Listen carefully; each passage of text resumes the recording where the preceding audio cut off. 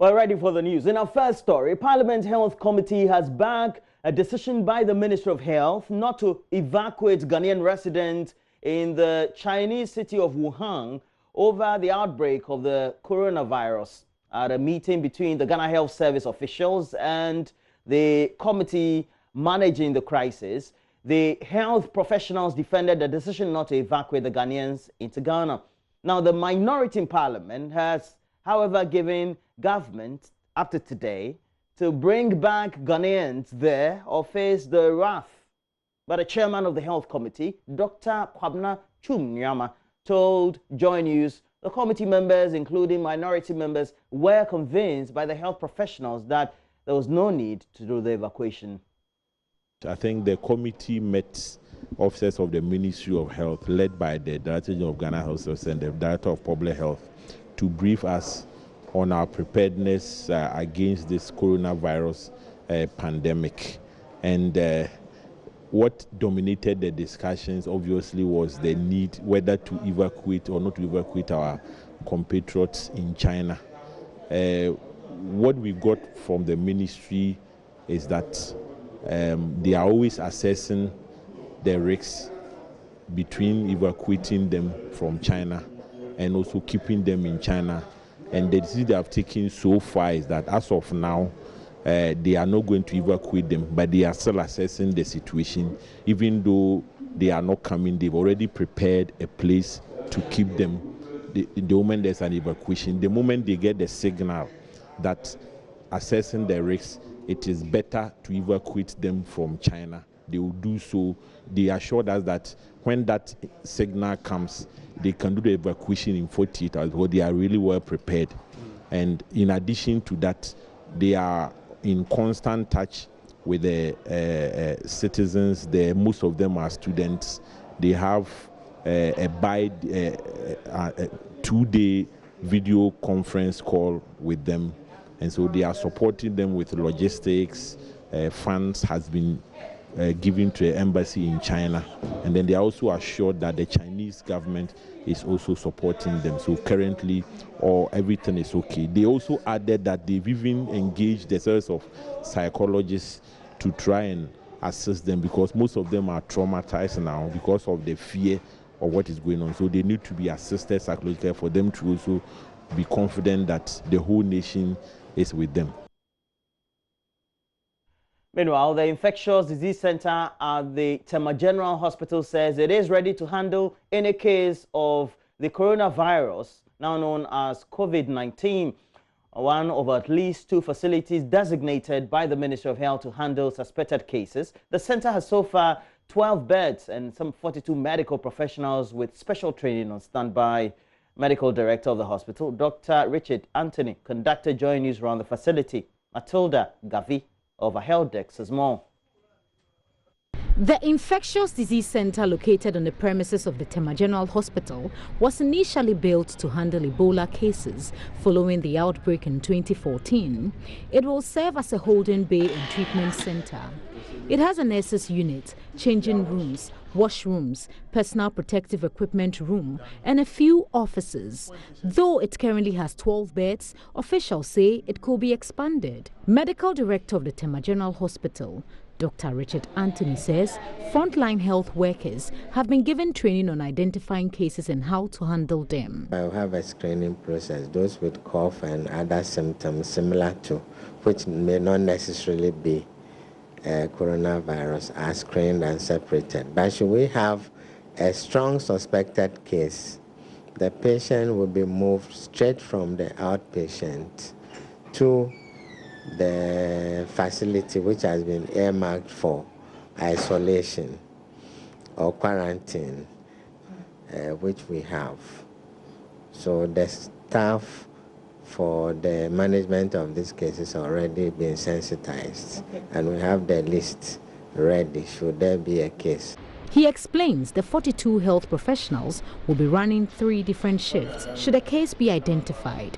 When there is a case of that nature, because it's a shift and one cannot stay in there for a very long time, at least you need not less than 3 shifts. And looking at 1 shift alone for a day going through the 3 shifts, we need not less than 42 different category of staff, which we have. So the staff for the management of these cases already been sensitized, and we have the list ready should there be a case. We have PPEs, that's the personal protective equipment. There is a dedicated team which is made up of a mix of health staff, ranging from nurses, doctors, pharmacists, administrators, even orderlies, which are part of this emergency response team, which has been put in place in readiness for this coronavirus, or we don't know what will come up even tomorrow. So it's an ongoing process. And in terms of logistics, we've been promised that should there be need to increase the number of PPEs that we have, central government and Ghana Health Service is ready to do that. For now, he says they remain on high alert should a case be confirmed. For Joy News, Matilda Gavi, Tema. About 14 persons with disability in the Kwale-Klote municipality have benefited from the 3% allocation of the District Assembly Common Fund, the first of its kind in the new assembly. This gesture is aimed at providing jobs for these persons who have registered with the assembly. There's more in the following report. An estimated 5 million Ghanaians have disabilities, of which 2.8 million have mental disabilities. Most of these persons are often seen begging for alms on the streets, while some are forced to stay at home due to their disability. The municipality cited these as the reasons for the support. Ni Ajay Teria is Municipal Chief Executive of the Kwale-Klote municipality. He says apart from providing them with refrigerators, the assembly is also ensuring these persons are given proper health care and are comfortable. A country like Ghana, we have made strides in various areas. One of them is our democratic credentials, etc. And this sort of thing is important because it's not only those that are contributing directly by their own efforts, because they are able people, etc., to engage in economic activity, to look after their families, etc., that a country like Ghana should be focusing on always. But we need to focus on those that are not in that privileged position, or for want of a better word, how do I put it, people that are with some disabilities.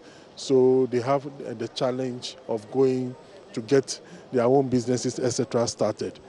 With this, the state is able to support these people so that they can also engage in some economic activity to look after their families. So I believe it's a good thing that the Common Fund helps us to do, and as a municipality, we are even going beyond that to help the people with disability in this municipality. Yeah. Lydia Mensah Bonsu is the head of social welfare and community development at the municipality. We went for monitoring and we went for sensitization before selection, and we selected that 14 for now because our quota was not enough for us to do more. So we did the 14. If you are within the municipality, we normally do publicity. So by doing the publicity, most of them came, and we had a mass registration by the publicity. We also give some of our forms to the assembly members because they are closer to them and do know them much. At times, if they are there, the assembly members inform them and they come to the office to register. So we get them through this means. Yeah. The fund comes quarterly to served persons who have registered under the Disability Fund.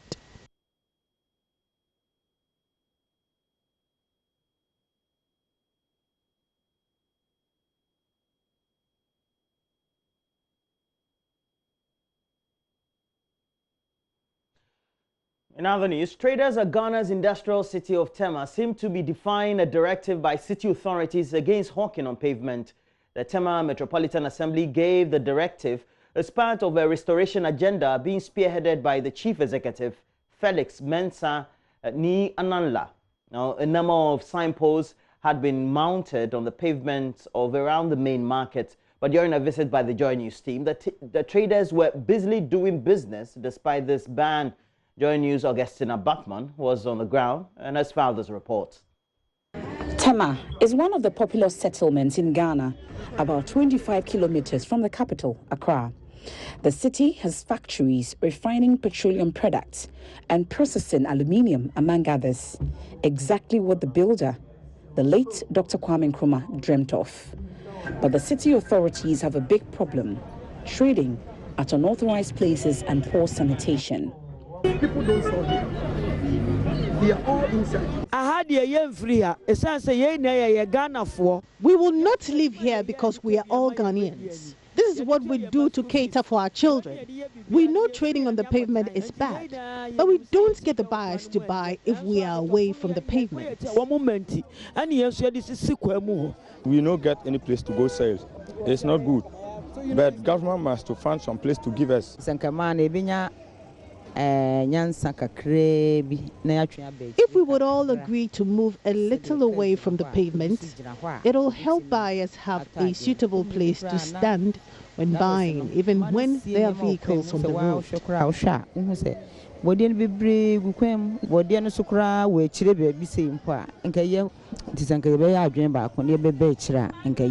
At the Tema market, traders milled across the pavement, blocking vehicles and pedestrians. Ken, a regular buyer, spoke to JoyNews about the situation.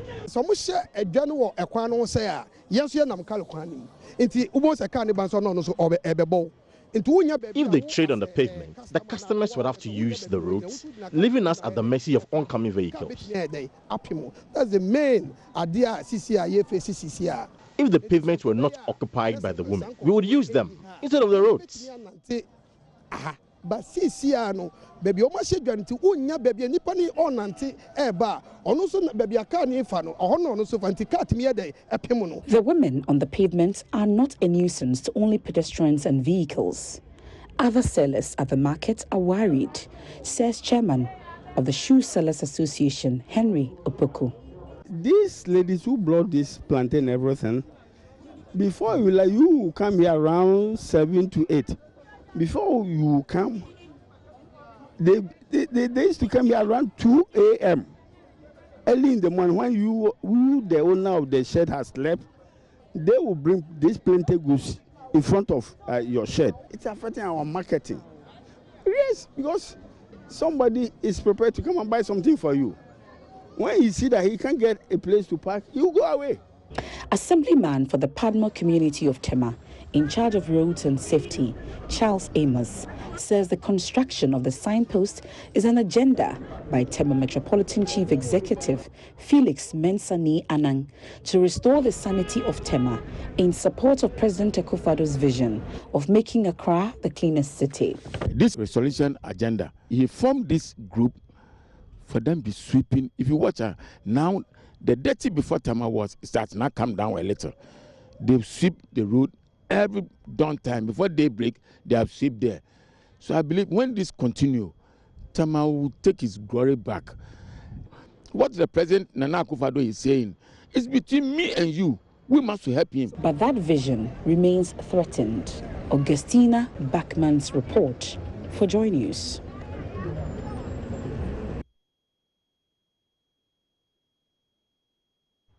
Now let's take you to the Ashanti region, and the regional police public relations officer ASP Godwin Ahianyo is committing to promote strict enforcement of the wearing of seatbelts as he joins the multimedia group's Arrive Alive campaign. He has been recounting how he and other personnel survived what he describes as scary accident, which he says they survived just because they wore seatbelts. Now, they were traveling on the Cape Coast Kumasi stretch when their pickup vehicle somersaulted several times after an abandoned trampoline covered the windscreen. First, let's listen to how seatbelts saved him and his colleagues. When I was returning from Cape Coast for an assignment, in the evening around 8:30, my driver was then driving. We had then got into Bojawe between Bekwai and Domboase. Then we saw a tarpaulin. We saw an image in the middle of the road. We didn't know what it was.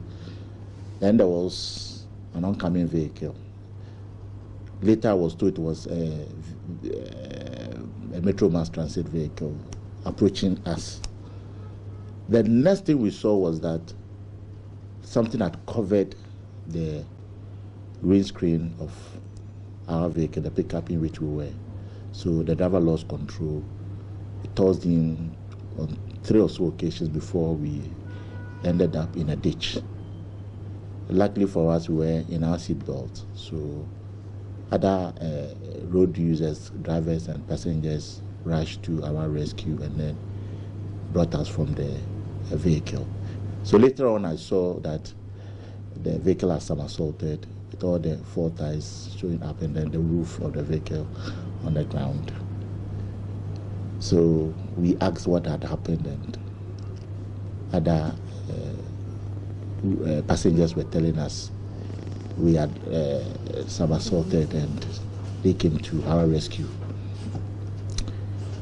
It was later that somebody mentioned that it was the tarpaulin that the bus blew, the wind, the speed of the bus blew the tarpaulin, and then it came and then covered our windscreen. My brother, I would say the seat belt actually saved us.